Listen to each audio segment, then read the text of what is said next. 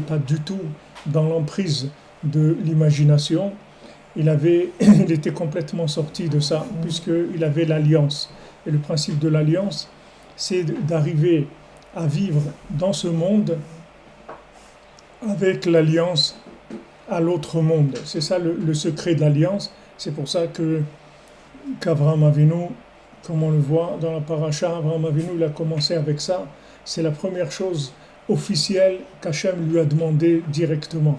Le reste, il a déduit beaucoup de choses de par lui-même, mais la demande officielle d'Hachem, c'est que voilà, on va commencer par créer une alliance. Cette alliance-là, c'est lier l'homme à Dieu, c'est-à-dire lier l'homme à l'infini. Ça, c'est le fonctionnement idéal pour ce monde. C'est-à-dire il faut être dans ce monde, dans la matière, travailler, faire tout ce qu'on a à faire, mais il faut que tout ça, ça soit connecté à l'autre monde. Sinon, ça prend une dimension, des proportions qui vont rendre les gens complètement malheureux et complètement esclaves des systèmes d'exploitation qui sont là justement pour ramasser tous ces gens qui ne sont pas connectés à l'autre monde. Et ils en font, comme on dit, qu'une bouchée. C'est rien du tout. Tous ces gens-là, ils venaient en Égypte et quand ils n'avaient plus rien, ils se sont vendus comme esclaves parce qu'ils n'avaient plus rien.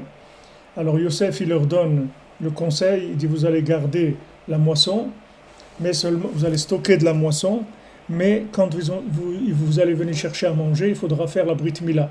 Tous les gens qui venaient chercher à manger, ils faisaient la Brit Mila. Donc il leur donnait de la nourriture qui était connectée. Et la nourriture qui n'était pas connectée, elle moisissait automatiquement. Donc cette nourriture, c'est la Torah, c'est la même chose. C'est-à-dire que la Torah qui n'est pas connectée, elle moisit. C'est-à-dire qu'elle moisit, c'est-à-dire qu'elle n'est plus du tout adaptée aux besoins de la génération. Et c'est pour ça que les jeunes s'éloignent et les gens ils vont chercher. Alors des fois, des gens dans des communautés, ils sont sympas. Ils font des dimanches avec des cours de hip-hop, des cours avec un dimanche chinois, cuisine chinoise, ils font des chinoiseries, ils font des trucs, ok. Mais ça, c'est pourquoi? Parce qu'ils essayent de tirer la Torah au maximum du côté de Amalek, parce qu'elle a plus de goût. Elle est plus comme quelqu'un qui a un manger qui est un petit peu avarié, il met plein d'épices et de trucs et tout, pour que ça soit très épicé, de manière qu'on ne sente pas qu'il est avarié. Donc les pauvres, qu'est-ce qu'ils vont faire les gens? C'est pas de leur faute. Alors ils essaient de se réunir, trouver des solutions, mais les jeunes ils partent et trucs, qu'est-ce qu'il faut faire? Ah, il faut faire des trucs pour les jeunes, on va faire des sorties, on va faire des locations de vélo, on va faire des trucs, on va faire des vacances, du camping, de la montagne, du ski, des trucs, essayer de faire des trucs qui sont dans le vent, dans le temps, parce que la Torah qu'ils ont, malheureusement, elle est morte, elle a pas de, elle intéresse personne. Alors que la Torah, c'est elle qui est derrière tout ce qu'il y a dans le monde. C'est-à-dire c'est le fournisseur principal de toute l'énergie qu'il y a dans le monde. Tout ce qu'il y a dans le monde, ça vient de la Torah.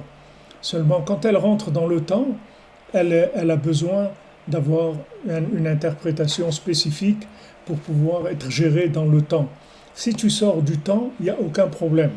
Si tu sors du temps, il n'y a plus de problème.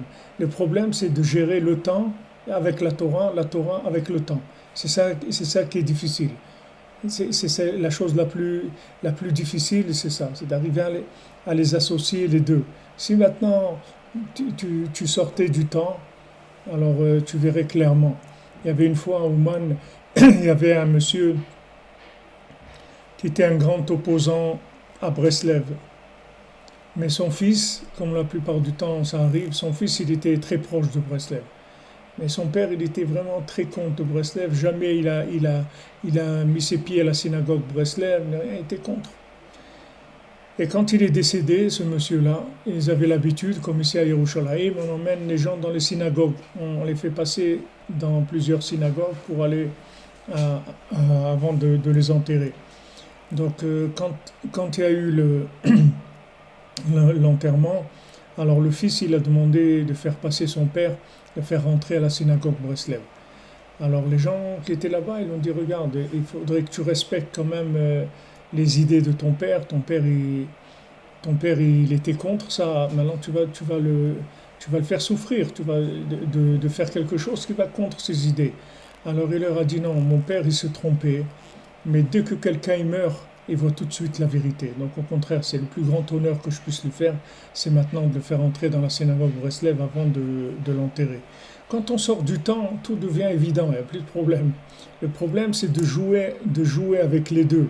Alors, comme je vous ai dit hier, les gens qui n'ont pas cette Torah renouvelée, alors ils ont tendance à s'enfermer complètement dans de l'intemporel imaginaire, c'est-à-dire faire des sociétés très très fermées, très extrémistes, très très fermées. Tous les religieux qui sont extrémistes parce qu'ils ont très peur de se faire attraper par l'autre côté. Et les gens qui sont soi-disant laïcs, et alors eux, ils vont à fond de l'autre côté, parce qu'ils ne veulent surtout pas se faire attraper par des religieux, parce que ils vont leur, comme on dit, c'est des rabat-joie, ils vont leur gâcher leur plaisir. Mais en fait, le tzaddik, lui, il donne la tonalité pour les deux, c'est-à-dire il amène les deux au même endroit, et il leur montre qu'en fait, que les deux, ils cherchent la même chose.